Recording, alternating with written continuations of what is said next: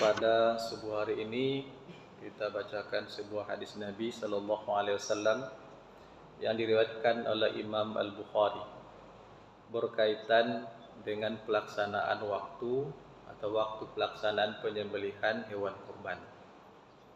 Karena sebentar lagi insyaallah kita akan melaksanakan ibadah kurban, tentu kita sebaiknya mempelajari semampu mungkin tentang sunnah-sunnah penyembelihan hewan kurban itu.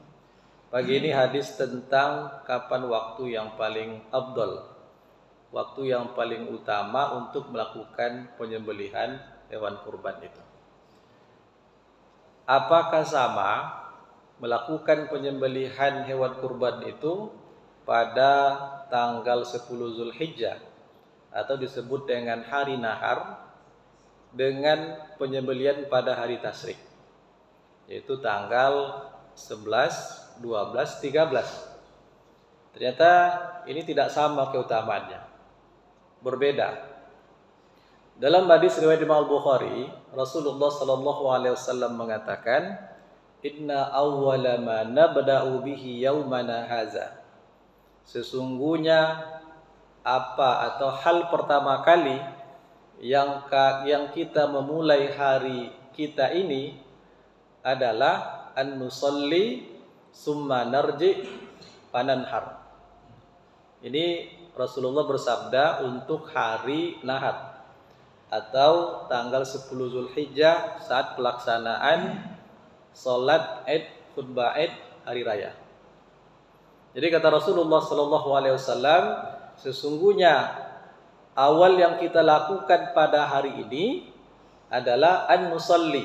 Kita laksanakan sholat, maksudnya adalah sholat Id, Idul Adha.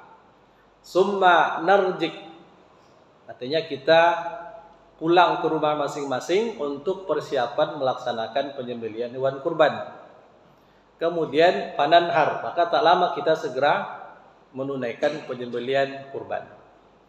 Kemudian Rasulullah Sallallahu Alaihi Wasallam melanjutkan, "Paman fa'ala zalika faqad asaba sunnatana." Siapa yang melakukan seperti itu, maka sungguh dia telah melaksanakan sunnah kita. Berarti di sini sholat, kemudian pulang ke rumah, kemudian langsung menyembelih. Nah, bagaimana dengan penyembelihan esok harinya? Ini ada beberapa pendapat para ulama. Kita lanjutkan dulu hadis ini. Faman zabaha qabla shalah fa innama huwa zabhun qaddamahu li ahli laisa minan nusuki fi syai'in. Lalu siapa yang menyembelih sebelum salat, maka dia hanya menyembelih biasa atau memberikan daging biasa untuk keluarganya. Itu bukan hewan kurban. Laisa minan nusuk fi syai'in. Tidak termasuk sedikit pun dari hewan yang disembelih itu sebagai hewan kurban.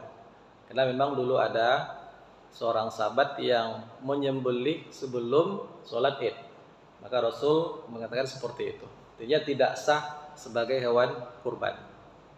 Nah, dalam hadis ini begitu jelas, sehingga para ulama fikih seperti yang dinukilkan oleh Syekh Wahbah Zuhaili, termasuk ulama fikih kontemporer yang tak lama meninggalnya, yang menulis kitab Fiqhul Islam wa Adillatuh.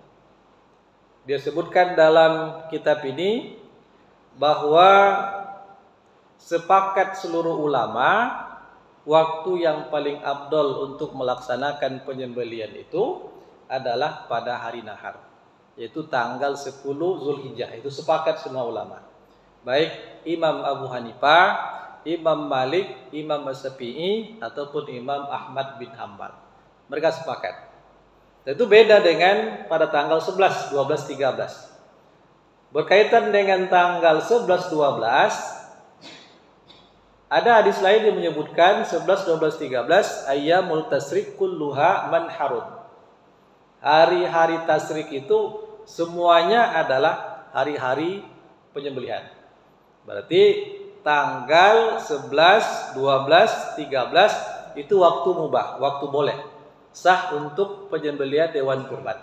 tapi waktu afdolnya tetap berada pada tanggal 10. Nah, itu waktu afdolnya.